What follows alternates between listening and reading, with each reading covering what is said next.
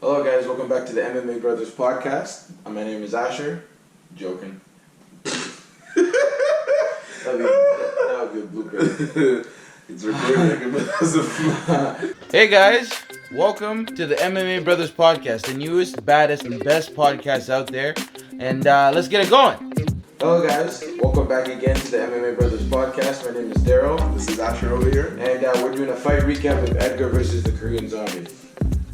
So as we said, there was a lot of TKO type of fighters that were involved in this. A lot of pain. A lot of pain. If you follow us on Instagram, I was very excited that pain was on the agenda. Yeah. But so we're gonna start off with the first fight of the night between Kang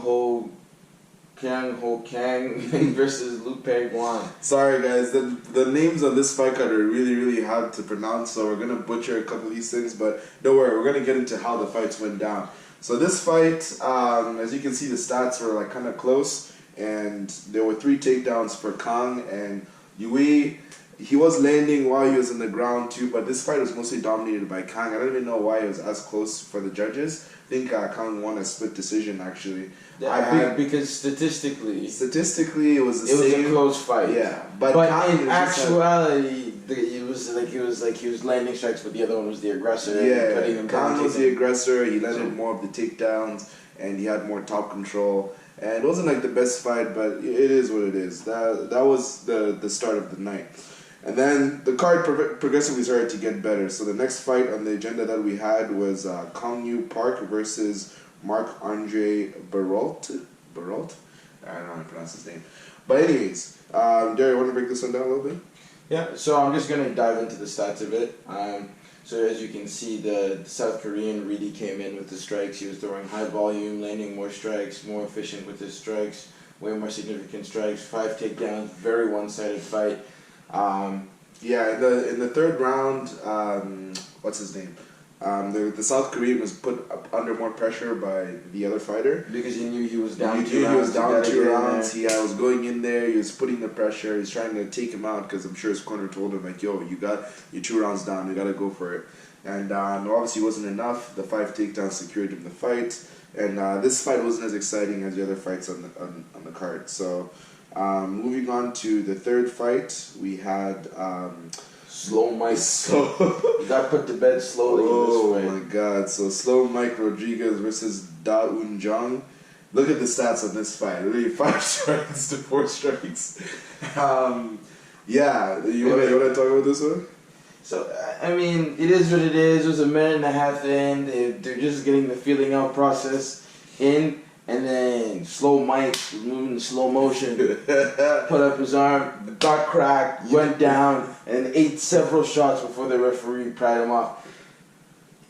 It was what I expected, though. I expected a blast. People were going to come in and try and knock each other's heads off, seeing as it is a light heavyweight fight, right? So we both said, actually, in the preview that this is probably going to be a first rounder, and it was.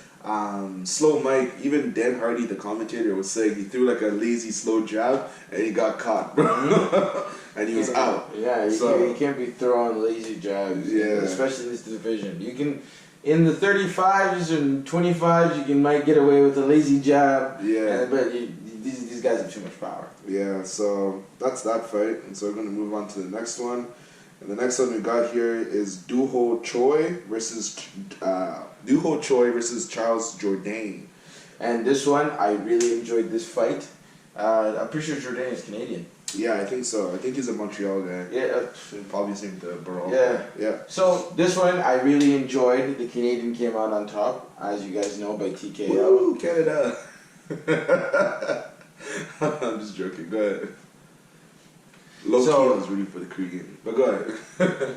So he ended up getting TKO'd. He got caught with the right hand, dropped, and then he got finished. As you, if you guys watched the fights, you guys would have seen.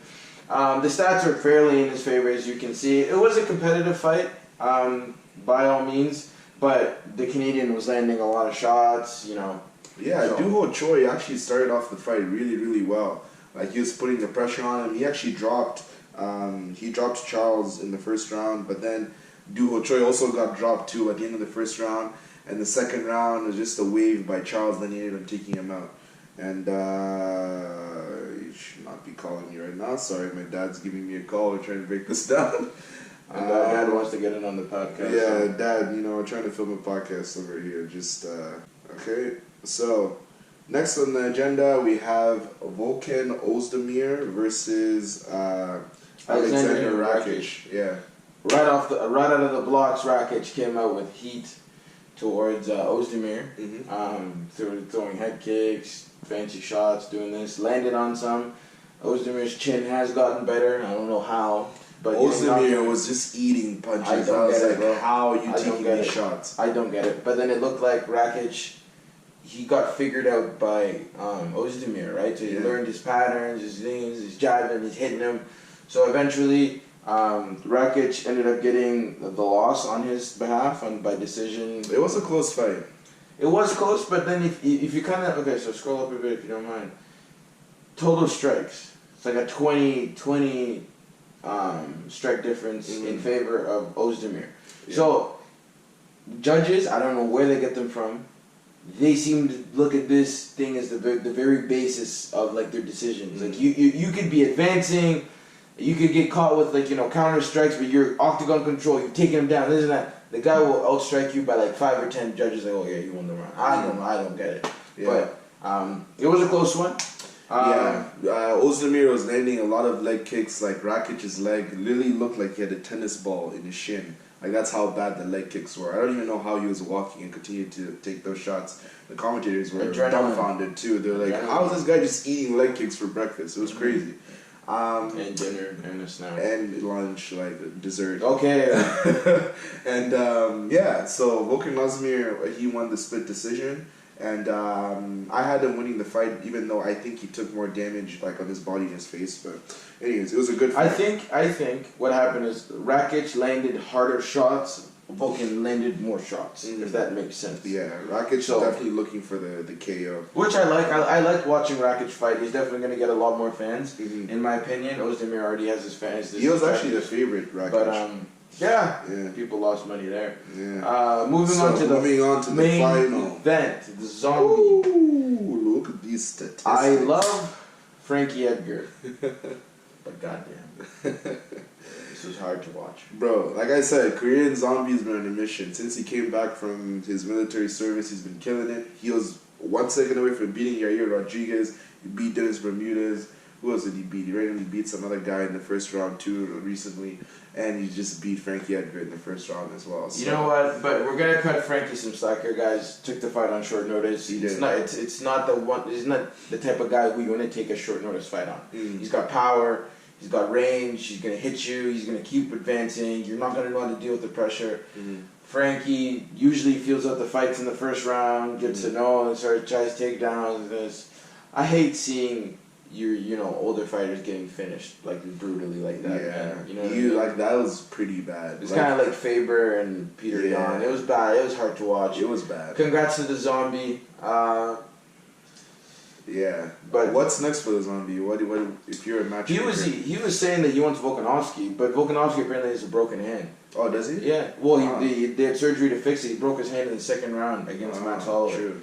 Funny how that works. No one even knew the guy had a broken hand. Like he just kept fighting like it wasn't a big deal. Yeah, he was winging it. But I think Zabit, because Max is getting the rematch with Volkanovski. That's already he's done enough in his tenure with the UFC to get a rematch right away. If he wants it, he might take some time off, do whatever. Yeah. If he does take some time off, I would love to see Zabit versus.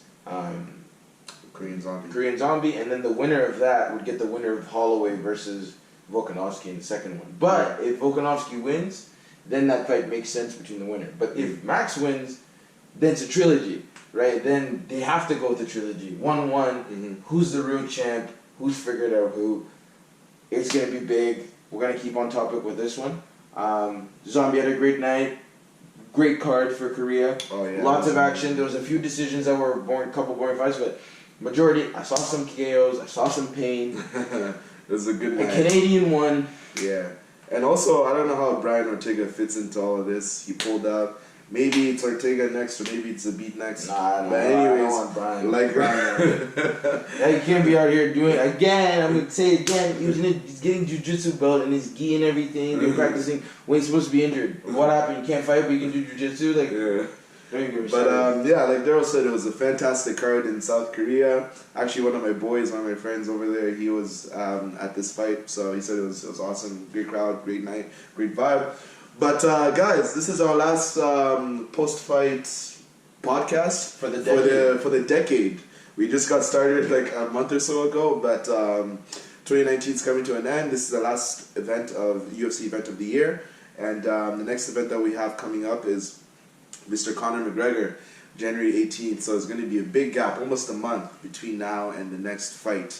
But I think what that'll do is it'll give us time to miss the product of the UFC. We'll That be way missing the fights. you're gonna get a huge injection of new fans, especially with Connor's the first card. And Yeah. everything. They're very smart. They know Yeah. what they're doing. We're gonna be keeping you guys up to date with any fight news that we uncover. Try to break that as soon as we hear about it. Jared Cannonier versus Robert Whittaker has been announced, and we'll get into stuff like that in the next week. We're gonna hit you with another top 5 news episode. So don't worry, it's coming. You know what? Thank you guys for watching. And for the listeners to this podcast, I know that we've been going through some changes in terms of our setup and stuff like that. So don't worry, we're gonna keep you up to date and keep improving as we go along. So keep listening. And remember, no one likes action. Keep that in mind when you guys watch this. Keep that in mind. Like, comment, subscribe. Okay, follow us on Instagram, MMA Brothers Pod. Appreciate it. Merry Christmas, Happy Holidays, Happy New Year, guys. Happy Kwanzaa. See ya. Happy, yeah.